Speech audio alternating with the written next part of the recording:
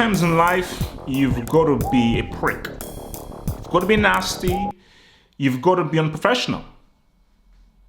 Because nice guys finish last. And to get what you want in life, you got to get a little bit of nasty in you. You have to. Because, the life and this world doesn't like nice people. Nice people get walked over. And sometimes you need to be a bit of a nasty person to get what you want. You're not always going to get what you want if you be nice or be good. Anybody that told you that was lying to you. So we have to be very clear here. Harry Kane wants to leave. And he knows that this is your only opportunity to leave. And he knows that he has to do everything in his power to leave. Because if it's a question of do you want to leave? This is what you have to do to leave. But let's just be very clear here. He is being unprofessional because you signed a contract. And once you sign a contract, you are bound by that contract. So you can hate Levy only once, Levy is this, he's not doing that. Levy is honoring the contract because let's play a game. Let's say that we go to court. And the judge says, all right, Harry Kane versus the state of Daniel Levy, what up? So, Harry Kane, what evidence do you have that says that you should be allowed to leave? Well, I have a gentleman's agreement. No. I mean, what evidence? Do you have any hard evidence? No. Me and Levy met and Levy promised me that he would let me go. Levy, did you say this? No, I didn't. Harry, is there a recording? Anything that we can use, like a tape recording or so forth, that can offer any veracity to this agreement? No, but I swear he told me, he promised me. Levy? I don't know what this guy's talking about. Okay, Levy, what evidence do you have that says that he can't leave? Oh, I have this shiny, lovely thing called a contract written in his blood, I think. So once Levy presents that and says that this is the contract, this makes him legally binding and means that under no circumstance can he go away. What can you do? It's what else is there to say? Because Levy, he is in a strong position because he has the contract. Because he has that contract, he is in a stronger position than Harry Kane. But for Kane, look, you have to understand that you have to do what you have to do. Sometimes what you have to do may be in the wrong, because 100%, let's just keep it clear, Kane, you're in the wrong because you're under contract. But see, you have to understand that there's a difference between the real world, there's no way you can do this within a company without having serious consequences, and the football world.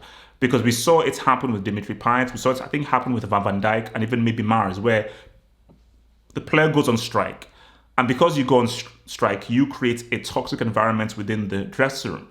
And once you do that means you force the club's hand. And that is what he's doing. So because, see, this now goes to Sansa. Because how football works is, if I'm a manager, specifically if I'm a new manager and I want to try and stamp my authority onto a team, I need everybody pulling in the same direction. I need everybody pulling in the same exact direction, because if I don't, it's going to be very hard for me to achieve what I want to achieve. To get those results out on that pitch, it begins before you even take up on that pitch. It's all the stuff in the dressing room, the harmony, the togetherness, and the unity. And you can't have unity if there is a player, specifically one of the star players, who has expressed that he wants to leave and may not be 100% mentally committed to what these guys are on about. So you have to help and support the dude and say, look, bro, we're going to help this guy to be able to, you have to help your manager by giving him all the players that want to be here, and those players that want to leave, let him go. But it's very interesting though, because I've got to bring in the whole Pogba scenario, because let's keep it real, guys. If this was Pogba, 100%, if this was Pogba, the narratives would be very different, because I've just been looking at just how guys have just been saying on Twitter, because people's retorts to how, oh, no. Harry Kane has given so much for Tottenham. He's played so well with hardly any return. And Pogba has hardly been that consistent or played that well for United. That is a bullcrap, asinine, dumb statement. A contract is a contract. A contract isn't dependent. Well, if you've played really well and you've done really, really good for this club, therefore you can just break the contract. No. Who cares how well Kane has done? That's irrelevant. The fact of the matter is that you're under contract till 2024. So you now doing what you're doing is unprofessional. Now, I would do it.